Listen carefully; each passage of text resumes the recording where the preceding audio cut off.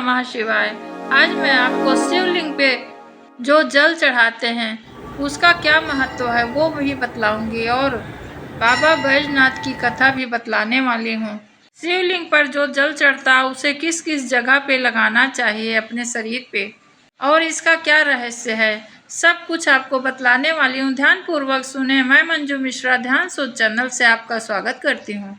आप सभी से निवेदन है कि वीडियो को लास्ट तक अवश्य देखें, जिससे आपको कथा समझ में आए तो दूसरों को भी शेयर करें और बतलाएं हमारा सनातन धर्म जो है किस प्रकार से एक एक देवी देवता का पूजन करता है और उससे हमें क्या क्या फल प्राप्त होता है।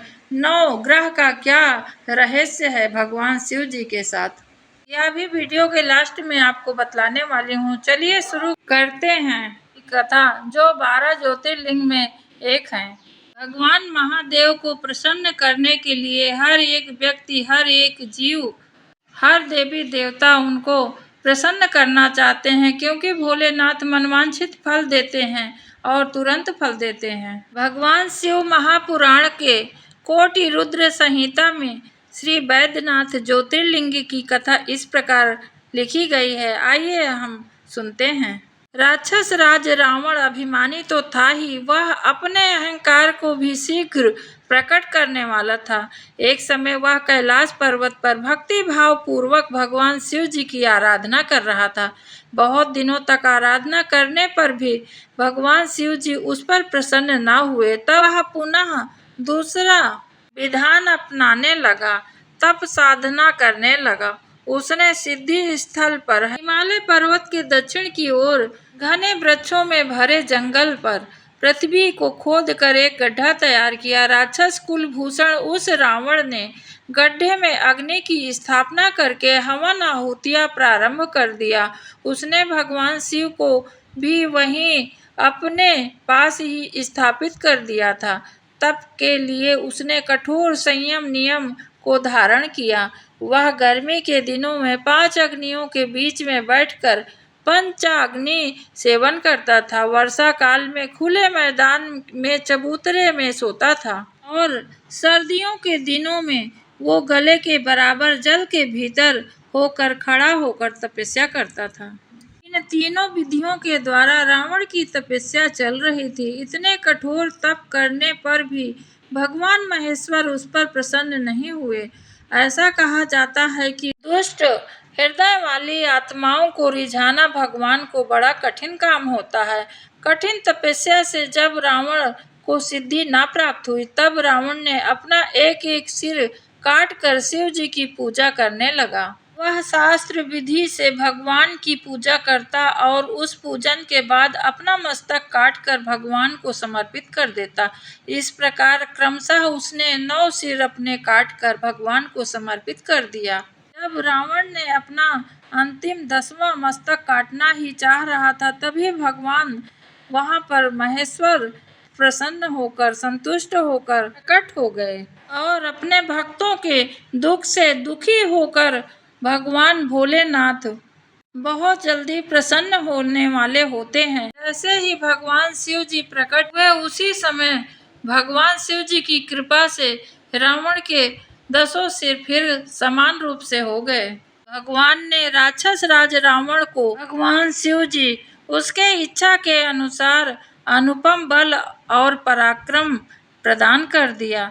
भगवान शिव की कृपा से प्रसाद ग्रहण करने के बाद नतमस्तक होकर विनम्र भाव से हाथ जोड़कर रावण ने कहा, देवेश्वर आप मुझ पर प्रसन्न होइए, मैं आपकी शरण में हूँ। आपको लंका में ले जाने आया हूँ मैं, आप चलकर मेरा मनोरथ सिद्ध कीजिए।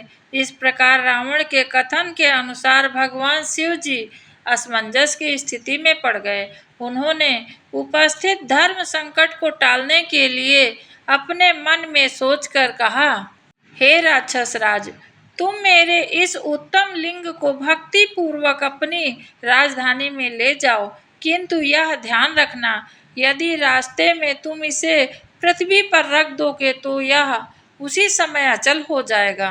मैंने तुम्हें आज्ञा दे दी है, परंतु मैंने इस बात को ध्यान रखने के लिए कहा। अब जो तुम्हारी इच्छा हो वो तुम कर सकते हो। इस प्रकार भगवान शिव जी के द्वारा कहने पर वो राक्षस राज रावण उस शिवलिंग को हाथ में लेकर अपने राजधानी की ओर चल दिया। भगवान शंकर जी के माया शक्ति के प्रभाव से उसे रास्ते में जाते हुए लघुशंका लग गई और तब प्रबल इच्छा के कारण वह देखने लगा कि कोई इधर उधर है क्या, मैं उसे शिवलिंग को पकड़ा दूं। तभी वहां देखता है कि एक ग्वाल वहां खड़ा हुआ था। वह ग्वाल से हाथ जोड़कर कहता है कि मैं थोड़ी देर में आता हूँ, लघुशंका करके, और तुम इसे अपने हाथ में ले लो। इस प्रकार ग्वाल के हाथ में शिवलिंग देकर और रावण स्वयं चला गया।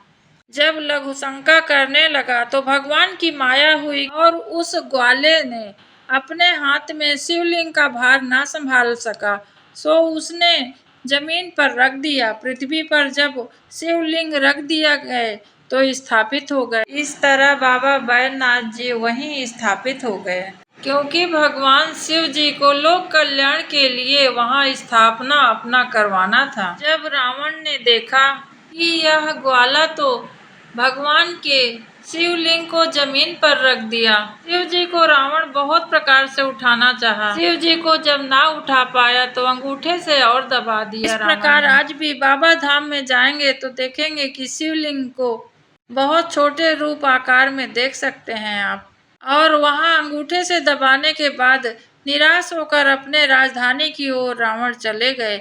इस बात को जब देवी देवता सब सुने तो सब वहां आकर भगवान शिव की पूजा अर्चना करके वहां शिवलिंग को स्थापित कर दिए। सभी देवताओं को प्रत्यक्ष रूप से भगवान शिव जी दर्शन दिए। इस प्रकार रावण की तपस्या के फल स्वरूप श्री बैद्यनाथ ज्योतिर्लिंग का प्रादुर्भाव हुआ, जिसे देवताओं ने स्वयं प्रतिष्ठित कर पूजन किया है। जो मनुष्य श्रद्धा भक्ति पूर्वक भगवान श्री बैद्यनाथ जी का अभिषेक करता है, उसका शारीरिक मानसिक रोग अति शीघ्र नष्ट हो जाते हैं। इसलिए बैद्यनाथ धाम में रोगियों व दर्शनार्थियों की विशेष भीड़ दिखाई पड़ती है। जिसे संतान नहीं होती है वो संतान के लिए जाता है। जो सौभाग्य स्त्रियां हैं वो अपने सौभाग्य को अखंड करने के लिए जाती हैं। जितने ऋषि मुनि देवी देवता हैं सब भगवान शिव की प्रसन्नता के लिए वहां सूक्ष्म रूप से जाते हैं और भगवान भोलेनाथ के दर्शन करते हैं। साथ ही बाबा बैजनाथ की कथा। आइए अब जानते हैं कि शिव की कृपा किस प्रकार से आपको प्राप्त हो सकती है। शिवलिंग पर जो जल चढ़ता है, मैंने पहले भी आपको बतलाया था कि जलहरी के पास से शुरुआत करना चाहिए। जल चढ़ाते समय पहली बार गणेश भगवान का नाम लेकर उसके बाद कार्तिकेय भगवान का और बीच का जो जलहरी गहरा हिस्सा होता है उसमें अशोक सुंदरी के नाम से जल चढ़ाइए।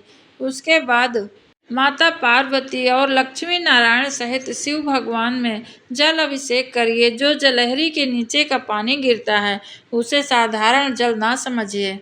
नवग्रह का कष्ट जो देने वाले नवग्रह होते हैं, इसका अंत हो सकता है इस जल से। इसे 3 स्थान पर अवश्य लगाना चाहिए हम सबको। ग्रह कभी पीड़ा नहीं देते इससे। पहले इस पवित्र जल को नेत्रों पर लगाएं, जिससे हमारी दृष्टि पवित्र और तेजस्वी बने, अच्छा देखने की आदत पड़े और बुरी चीज की ओर हमारी दृष्टि ना जा सके। दूसरे जगह जो स्थान मैंने बतलाया आपको, वो कंठ पर लगाने से हमारी वाणी मधुर होती है और प्रभावशाली भी होती है। जब आप अपनी बात किसी से कहती हैं तो वो ध्यान पूर्वक सुनता है। तीसरा स्थान जो है उसे मस्तक यानी ललाट पर हमें उस पवित्र जल को लगाना चाहिए, जिससे हमारा चित्त शांत हो। आज के समय सबसे ज़्यादा इस पवित्र जल को मस्तिष्क पर ही लगाना जरूरी है, क्योंकि दिमाग कभी शांत नहीं होता है, कुछ ना कुछ दिमाग पे चलता ही रहता है।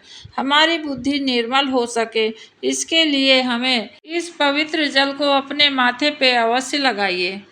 यह काम आप सोमवार के सोमवार अवश्य करिए। यह नियम आप अपने जीवन में बनाइए, देखिए बहुत ही जल्दी आपकी उन्नति प्रगति होने लगेगी। क्योंकि नवग्रह कोई न कोई खराब ग्रह कभी न कभी लग ही जाता है। तो भगवान भोलेनाथ की कृपा से आप सभी लोगों को यह कष्ट से छुटकारा मिल जाएगा। आपने देखा होगा कि मंदिर में सब अभिषेक करते हुए जलहरी में अपने एक से एक बड़े लोग भी होते हैं, वो भी पढ़े लिखे लोग होते हैं, वो भी जल भर कर ले जाते हैं अपने पूरे परिवार में, सभी को यह जल देते हैं। अगर नियम बनाए गए हैं तो अवश्य वो काम करते हैं हमारे आपके लिए। भगवान भोलेनाथ की कृपा आपको और हमें सबको प्रदान हो। इसी के साथ अपनी वाणी को विराम देती हूँ। सावन का पवित्र महीना चल रहा है। लगभग हर वीडियो में मैं यह बात कहती हूँ, आप समझिए कि यह समय हमारे जीवन में दोबारा आए या ना आए, परंतु जब तक जिस क्षण तक हम हैं उस क्षण तक भगवान भोलेनाथ का जल अभिषेक अवश्य करें। यानी रोज नहीं हो पाता है तो सोमवार के सोमवार आप अवश्य करिए। एक लोटा जल और एक बेलपत्री अवश्य चढ़ाइए। भगवान भोलेनाथ आप सभी के परिवार सहित कृपा जरूर करेंगे। सावन में जगह जगह भंडारा हो रहा है। आप सभी से निवेदन है कि भंडारे का भोजन कभी न करिएगा। इसके ऊपर भी मैंने वीडियो डाल रखा है ध्यान सो चैनल पर, आप जरूर देखिए कि भंडारा हमें क्यों नहीं खाना चाहिए। यदि वीडियो अच्छा लगे तो आप इसे दूसरे को भी शेयर करिए ताकि उन्हें भी यह जानकारी मिले। आज के लिए बस इतना है। ओम नमः शिवाय। हर हर महादेव। हरे कृष्णा। आप सभी का दिन शुभ हो, मंगल हो।